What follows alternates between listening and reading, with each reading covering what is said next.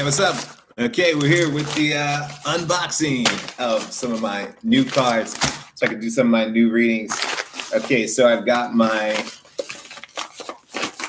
freshly delivered Amazon bags. Okay, so this one, this video is going to be the Barbieri Zodiac Oracle. Okay. I'm going to be brushing up on my astrology, really learning a lot more astrology. Okay. Oh, yeah, and my Hermetic Tarot deck. We'll do that one later. Okay, the Hermetic Tarot. I wonder if it's reversed for you. Just me. Okay, so that's a nice size deck. Okay, and we've got these Barbieri Zodiac Oracle. All right. Very elegant design on the front. You know, they spent the money on the gold foil, which I really respect. This is from Barbara Moore, an oracle from Barbara Moore with the artwork by Paolo Barbieri. Okay, on the back of this, the unbound energy of art imbues signs, planets, and elements of modern astrology with powerful magic. So let's check out and see what they say here. This is a 26 card deck, oracle deck. This has got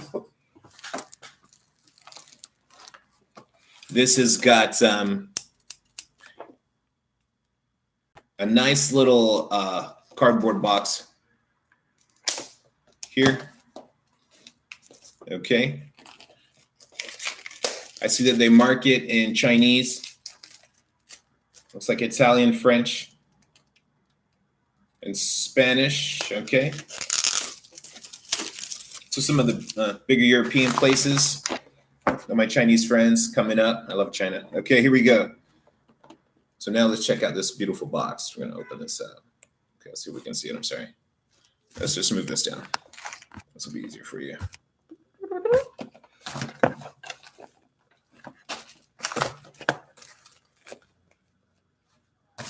Okay, move this out your way. All right.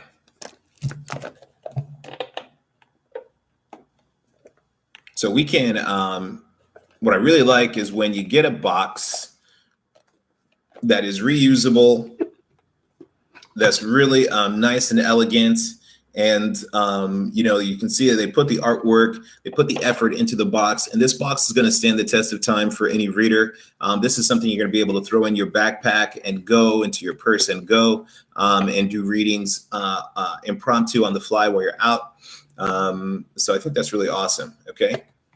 Now we're looking here inside the box. First look, the Barbieri Oracle deck here, Zodiac.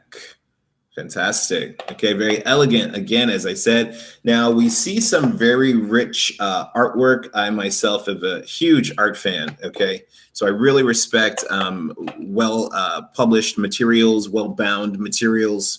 I'm looking at the binding here on their informational book, and they definitely went the extra mile.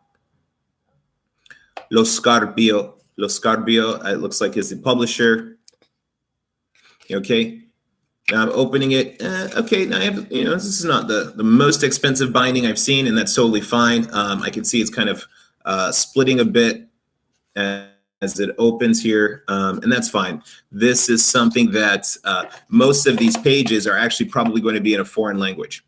So let's look here at which part are, which is the American section, and we can get an idea. Okay. Le carte. Okay, so we definitely left the English. Okay, so now I can see that this portion right here is the English version, and the rest of this is more international. So this is the section that we're really going to be paying attention to. Now, if I were you, what I would do is I would paper clip this page. Paper clip right here. And then that will be very easy for you to open and quickly reference everything without getting lost and confused with all this other stuff here. Okay. So as I open up this nice little book, okay, I do like the font. I think it's very sizable, very legible. I think that the paper stock is very nice. They go through the cards. The next section talks about the signs. Okay. Some discussion of fixed signs, mutable signs. So what's great for me, and one of the reasons I got this deck is because I really want to begin to study the relationship between tarot and astrology. And you know, again, as some of you maybe have watched this, and you know, I've had some subscribers and some who are just not interested in this approach. You know, but my approach to tarot and astrology is very Kabbalistic and is rooted in the Hebraic scriptures of the Torah, the Tanakh, and the New Testament, specifically the Gospels. Okay, so the things that I'll be bringing to this channel will have to do with astrotheology, theosophy, prayer, you know, and other more mundane, practical, not, I won't say mundane, but you know, more practical elements of magic and esoteric philosophy. But, you know, the whole ultimate goal here is to elevate souls and to elevate people.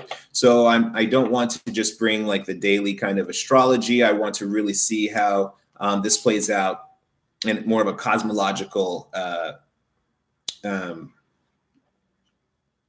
context, and how we as individuals relate to the divine and relate to the incarnation of the highest being, which in my vernacular is, I'm going to use the word Christ. Okay. So as we are able to own Christhood and we become an army of Christs on this earth, we will be able to really usher in global change and direct our own human evolution as we pursue the new millennium. Okay. And, you know, when we, you know, I really appreciate reading Revelation chapter 22, where, you know, this is after all the apocalyptic hellfire, brimstone kind of stuff. And we see that, oh, there is a promise of a world where there's no energy problems.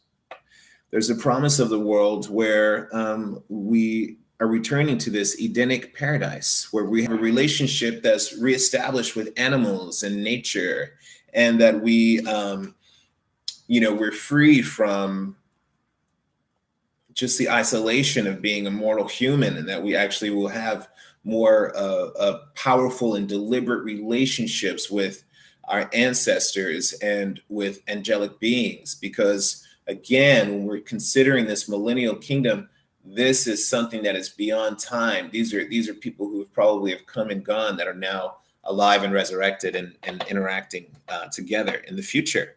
Okay, it's futuristic context. So this is super awesome. Okay, I really like this Aries card. At first thought this was the Capricorn card. Okay, so I think that what's awesome about this Barbieri deck is that the artwork is exquisite. Okay, it is very fantasy realist. It's got lots of vivid colors. Okay, here's the Taurus. Okay, and with the Taurus, we are seeing the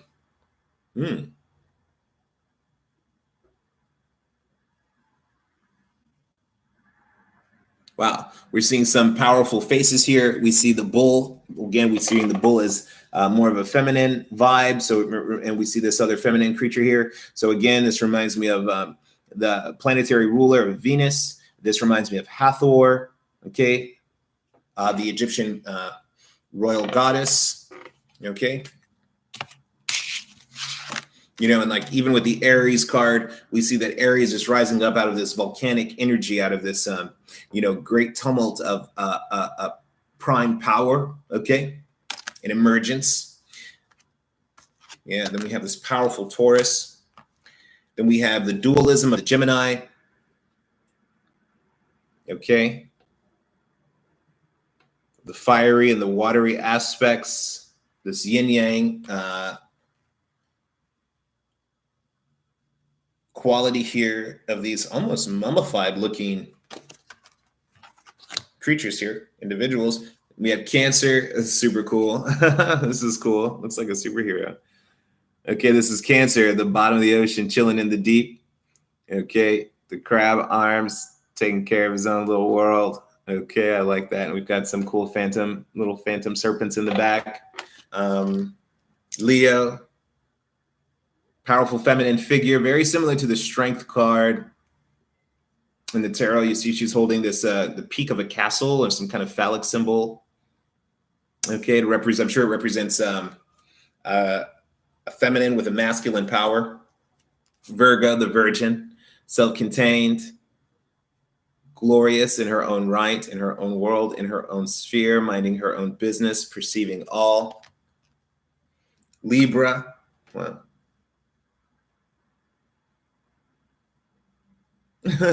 Libra and her loyal minions, okay, her followers, those who have been seduced by this this air sign. Okay, we see that airy quality in the mind and the brain. We see a great, huge scale here, and at the center we see her two little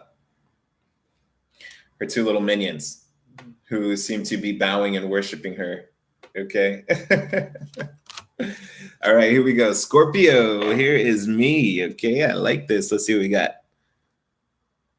Wow, Scorpio, this is like a warrior. This is a strange warrior with pulling the sword out of some dinosaur-looking ribcage with a flying whale. Okay, so this is a Scorpio who's just either found some powerful tool inside of a beast, okay, liberated it somehow. Oh, look. Oh, I'm misunderstanding this. All of this is the same guy. All of this is the same guy. Here are his claws, his scorpion claws. Here's his scorpion tail. Okay, and here's his scorpion sword, maybe. Is that correct? Or he's killing a giant scorpion. Okay, so that's Scorpio. Either way, both of those are both very powerful images. And now we're looking at this elemental card. This is an element of earth. I hope you can see that. Okay, nice little nymph. Here we see the life and death rebirth concept of the butterfly. We see the maple leaf, and we know about again, death and regeneration. You know, this is a cute little elven creature. I'm not necessarily into the elf concept. I don't, you know, not necessarily, but I do understand what a lot of people are trying to say with this concept. Here is air, you know, very airy, high-minded, free thought. Okay, a rushing, bold aura for this image here. Clouds, even mystery is even suggested here. Water, again, with the mystery, okay. A little bit like an octopus. Okay, she's got this beautiful pearl as a bit of like a crown or a third eye even. Okay, chakra, crown chakra. Sitting in sort of an impromptu throne, which looks like a bit like a waterfall. She's got this effervescent activity at her feet. Okay, and some kind of like golden orb, perhaps a pearl. Ooh, that looks like a pearl on her head also. Okay, so that's pretty cool. Okay, and the other thing that I notice about these cards is that we've got the elemental glyph as well as a number here. Okay, and I think that just keeps us in sequence. Here's fire. Oh, so cool. Okay. This is like, you know, this butterfly. I'm sure everything she lands on ignites. Okay, with that passionate energy that radiates off of her. Yeah, I really like that one. It's a fire sign. As a fire, my sun sign Leo. Okay, now here's Pluto. Cool. This goes back to my Scorpio ascendant. Okay, Pluto, power. Okay, revolutionary, kind of explosive, thoughts and ideas bursting out of the abyss, out of nothingness, out of the depths of space and time. Okay, and bam, bam, bam, and this guy is like no problem for him. It's just like he blows stuff up like every day. So it's very, very intellectual, very much about free thought, very much about just tearing the roof off, and just in unflinching power. Okay, great sense of power in that card. Here we go, Neptune.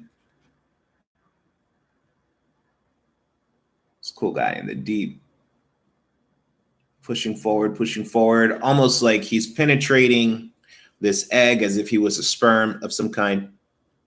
Okay, and fertilizing this in the depths and the mystery. Okay. It took us thousands of years to learn about sperm and eggs, to figure out that's actually how babies came. Okay, more than just sex. Okay, Uranus. Look at this inventor in this cool kind of like rocket ship machine. He's in his own little world. He's got like his own, he's got his own vibe going. This cool flamboyant peak coming out. This is just, I've got Uranus in the first house, and I've always got hair sticking up on my head. So I really like this card. Yeah, this guy has got some cool steampunk machinery. I see a clock, okay, ticking here. Okay, this guy is all about invention, technology, the next big thing. New fast forward. Yeah, and yeah, there's a great sense of invention with this card. Okay. Oh wow, check out Saturn here. Check out Saturn. Okay. Look at this, guys. It's like the needle on the record here. Okay. Look at this. Actually very quite paternal. Be careful of Saturn though as a daddy. But quite paternal looking, as if he's serving something. He's really examining something here. And this really, Saturn about solid physical manifestation. So this is quite angelic. These rings that bind you, that bring things down into the material world. So he's really focused on the material. He's really focused on what is in his hand. And this amazing sense of influence. Okay, these discs, super cool. I'm so excited to read this book.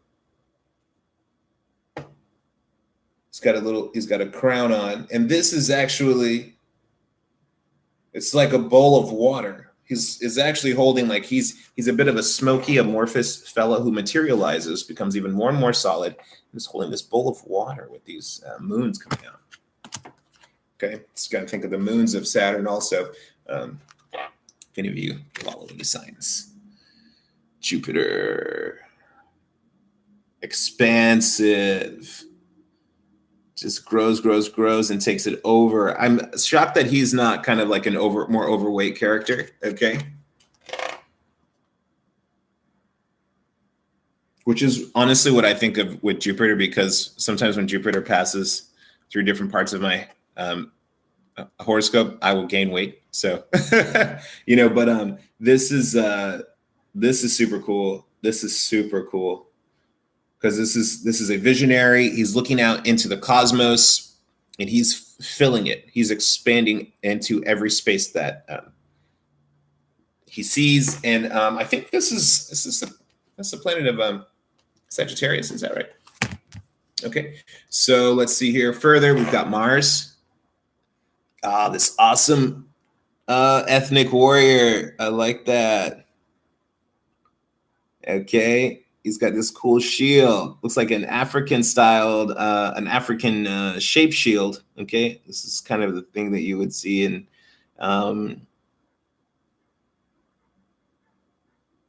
ancient Africa. Oh, look, there's a dragon. Okay. He's got this cool spiral, which we see with a lot of the Polynesians and Native Americans of the Americas. Okay. And this great red planet behind him. Okay. And this powerful sword at the bottom. Okay. So this guy is ready for war. Okay. He's got the sword and the shield. He's got the power and energy behind him. He's got the paint. He's got the headdress. This guy is prepped and primed and born for war. Let's check out Venus. So lovely, beautiful Venus. Okay. Alluring, seductive, enrapturing, attentive. Okay. Sincere, quite sincere. Okay. Very beautiful. Mercury. Wow. Look at this. So cool. Mercury, the messenger of the gods, so swift-footed, fleet-footed. Person moves from the higher realms to the lower realms with ease. Now, this is also representative of a trickster god. This could be representative of Lucifer. In my opinion, this could be representative of a Christ concept, both as messengers and tricksters. Okay. And ability to ascend and descend into the various worlds as needed, delivering messages. Okay, so and it's pretty awesome. Okay, here we go. The moon. Now this one is a little bit more actually realistic, very vivid image, not muddled with too much fantasy artwork. Okay, very beautiful design of this kind of bikini. I like the fashion. Okay. Also, anyway, so we're going to the moon. So we see a lot of this stuff. The moon is really actually isolated. The moon is really exalted. Let's put it that way. Okay. And a lot of her tapping into the moon seems as if she's tapping into herself. Okay. And remember, the moon reflects the light of the sun. So she is receiving the solar energy as the moon. I think that's pretty interesting. Receiving that fiery energy and translating it. On the back of the cards, we have the moon also. Okay. So this is just the normal back of all of these cards, okay? So it's just really nice to now see it here. Again, on the front of the card, okay? Even more stylized, etheric, dreamy, supernatural. The sun. The sun is okay. I would be expecting a little bit more of the sun. The sun card here has a very ancient look, which is actually very cool. What I like here is this kind of like flare. This reminds me of a solar flare, and these magnetic, electromagnetic emanations here.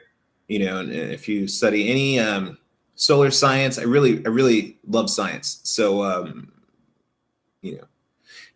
so I really am reading into this as more of instance some physical science elements here. But I really like this sense of mass and gravity, okay, and attraction and influence. As we know, the sun is the source of all energies, all mundane energies, our food energy, our fossil fuels, our renewable energies, all really actually are sourced out of the sun. So yeah, I think that's pretty interesting. Again, I'm not the biggest fan of the elven concept, but it's fine. It's not offensive, so I think that's great. Now here's the Pisces card. I had actually seen this card before.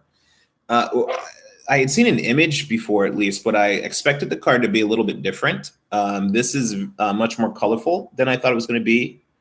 I thought it was going to be a little like more muddy, but it's actually quite colorful. It has a certain vivid quality to it. I like that the Piscean fish they look like these giant Chinese dragons. Okay. And she is just caressing them, and they are nuzzling her, and they are just, quite unpredictable. You can't really tell necessarily where she begins and the fish end. Okay. I have to look at this more carefully to see if they're actually just an extension of her. All right. So you never really know what's going to happen in the depths of Piscean experience. Okay. But there's a great power here, which I think is really interesting. Okay. There's a certain powerful presence that this creature has and her influence over those animals. Whoa, check out Aquarius. Okay, this is the water bearer. This guy is totally being touched by the divine. The divine is pouring into him, and he is alchemically changing that into these huge fountains of water. Okay, this is super interesting. So we're seeing elements of fire, we're seeing some elements of air, and we're seeing elements of water here. So I think that's really interesting to bring to an Aquarian kind of view. This person doesn't really have arms. It's like he has nothing but the purpose of distributing this water and transforming this water. Let's see here. The Capricorn. Okay. Wow, that's the Capricorn card. Check out those horns. It's a horny little guy. Oh, with the wings, little butterfly wings. A little bit naughty and a little bit nice. Okay, and a huge fin. Okay, the water goat. Okay, very intense character, intense card, even with a more of like a subterranean volcano beneath him. Okay. Okay, now Capricorn is a very earthy card, but there's definitely elements of fire and water in this this image, which I think is pretty cool. And finally, we've got the Sagittarius. A Sagittarian centaur. Look at that. Okay, and I think what's really interesting here is when we're looking at the corona of the star here, just the circular quality of it. It reminds me of an eclipse, but also it just reminds me of the traveling, the traverse of the Sagittarian throughout their life. And we see the Sagittarian here with the legs to travel, the potency in their life to affect change. That crown chakra lit up, okay? And as they are definitely seeking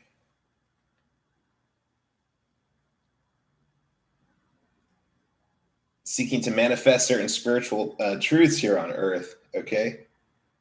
Super cool card. I really like these cards. Yes, excellent. Okay, so these are the Barbieri Oracle cards, okay? Not bad. Small deck. Okay, really good card stock, really nice and thick. Okay, and we see there's a total of about 26 cards. Okay, not too bad. Okay. Okay, so I recommend this. I definitely recommend this for people who really appreciate that that kind of beautiful image. So what I'm going to do is I'm going to look at the first card. We're going to look at Aries, and from this Aries card, we're just going to read a little bit to kind of get an idea of what actually how useful this book is and how we can actually apply these cards. Okay, so I'm seeing fire, fixed. I'm sorry, fire, cardinal. Key phrase, I am. Okay, then we've got the dates. Okay, and then there's a very brief description about 2 paragraphs of Aries as an energy. Okay. So now we come to, when it comes to the planets. Okay, then we come to the elements. Then we get to some techniques of using the cards. And we see that there are different spreads. Got technique 1 and 2, 3-card spread, very simple.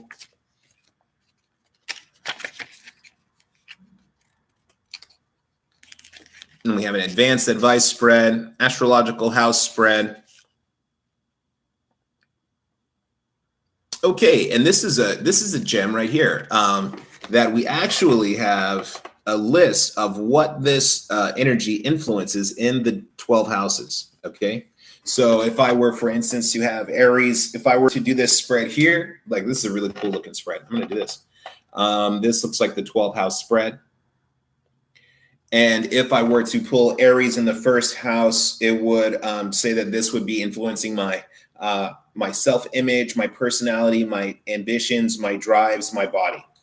Okay, so it'd be for me to interpret Aries energy in that first house. Okay, and that's the end of that. That again, this is a small. This is not too in depth. It's really just a beginner's astrology, planetary, elemental kind of, a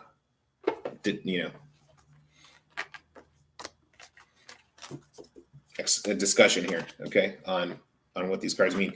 So also, it's got this nice little ribbon inside the box. So when you pack everything back up, you can just pull this ribbon and it'll come back up. So I'm super excited. Okay, got these off of Amazon. I recommend you all do too. And you guys will be able to follow along as we get deeper into some of these readings that brings you guys here on YouTube and Vimeo. Okay, thank you guys for watching this. Again, check this out. Barbieri, Zodiac Oracle. Okay, worth it, worth it, worth it. This was maybe like $13 on Amazon. So this is going to be a great introduction into, learning more about astrology and its impact on our specific readings. Okay, thanks again, guys. All right, I'm going to come back. Actually, I'm going to come back live again and make another video on my next deck to share. Thanks.